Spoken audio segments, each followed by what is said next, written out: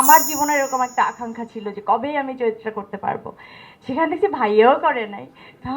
বাবা শোনা সোহাগ হয়ে গেল।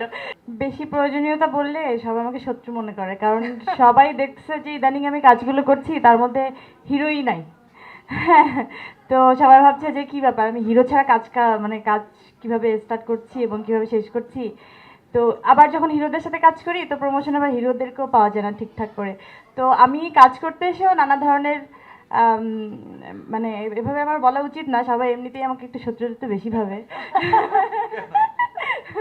তারপরে কেন জানি না আমার মনে হয় যে আসলে কাজটাকে আমরা ফোকাস করি এবং সেটা হোক ওই যে এখন কি করবো, লেহেঙ্গা পরেই খালি নাচানাচি করলে তো আসলে হয় না। দিন শেষেই আমরা একটা বেঁচে থাকার মতো একটা কাজ চাই, একটা জায়গা চাই। সেখান থেকে ওই ক্যারেক্টারটা বেশি ইম্পর্টেন্ট, চরিত্রটা ইম্পর্টেন্ট। সেখানে যখন আপনি চরিত্রকে বেশি ফোকাস করতে যাবেন তো ওই নারী কেন্দ্রিক ব্যাপারটাই চলে আসে, কারণ তো আমি নারী।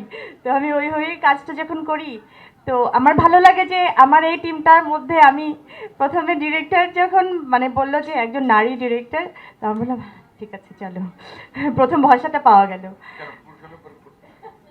না বললো যে তুলনামূলকভাবে তো অনেক কম হচ্ছে তাই না, এবং রবীন্দ্রনাথের আমরা ভাইয়া যখন বলছিলাম আমি রবীন্দ্রনাথের গল্পই করিনি, আমি খুব অবাক হচ্ছিলাম। কারণ আমি মুখিয়েছিলাম সারা জীবন যে আমি কবে, সবাই জিজ্ঞেস করছিলেন না যে আমার এখানে অনেক মানে সাংবাদিকরা আছেন তারা কিন্তু অনেকবারই আমাকে এই কোশ্চেনটা করেছেন যে আপনার আম, পছন্দের একটা চরিত্র বলেন যেটা আপনি কখনো এখনো করেননি। তো আমি কিন্তু বলেইছি যে আমার রবীন্দ্রনাথের কোনো একটা সুন্দর একটা চরিত্র করার জন্য। তো আমার জীবনে এরকম একটা আকাঙ্ক্ষা ছিল যে কবেই আমি চরিত্রটা করতে পারবো। সেখান দেখছি ভাইয়াও করে নাই। বাবা শোনা সোহাগ হয়ে গেল। এই আত্মতৃপ্তিটা আসলে আমরা এই কাজটাকে একদম ঢেলে করতে চাই। দেখা যাক কতটুকু তৃপ্তি আমরা পাই এবং আপনাদেরকে দিতে পারি ইনশাল্লাহ। আপনারা দোয়া করবেন, আমরা পুরোটাই যথাযথভাবে চেষ্টা করব।